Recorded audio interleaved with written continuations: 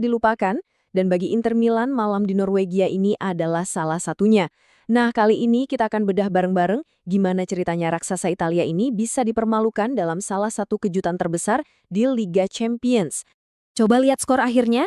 Bodo Glimt 3, Inter Milan 1. 3-1 loh. Skor ini bener-bener bikin geger seantero sepak bola Eropa. Dan sekarang, pertanyaannya, kok bisa?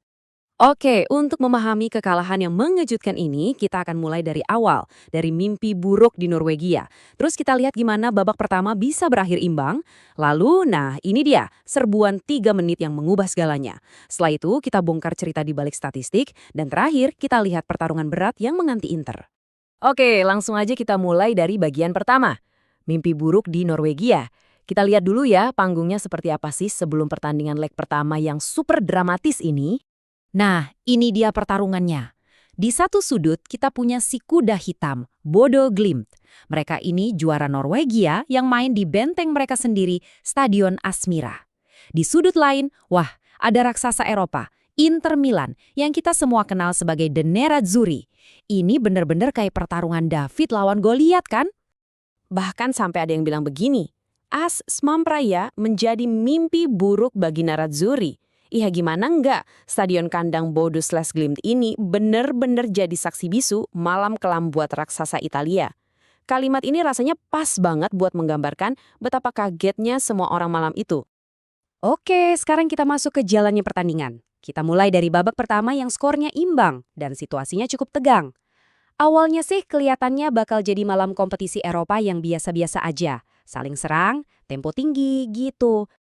Nah, di menit ke-20, Bodo Glimt langsung bikin kejutan lewat golnya Sondrevet.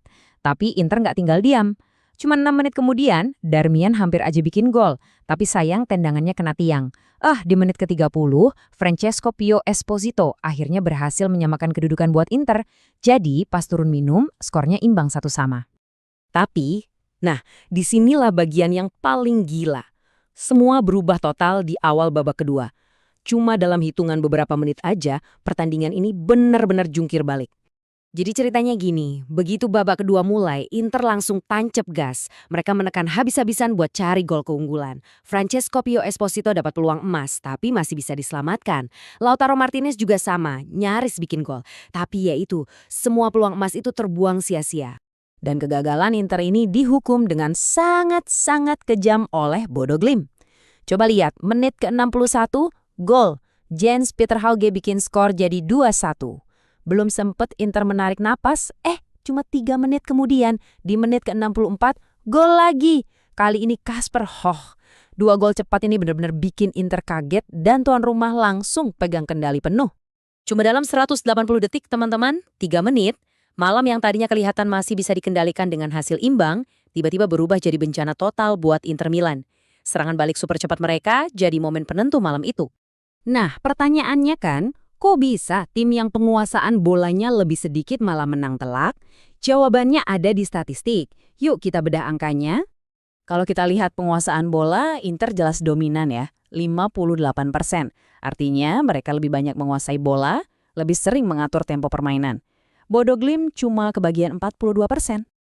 Tapi dominasi penguasaan bola itu jadi nggak terlalu berarti kalau kita lihat statistik yang satu ini. Tembakan ke gawang.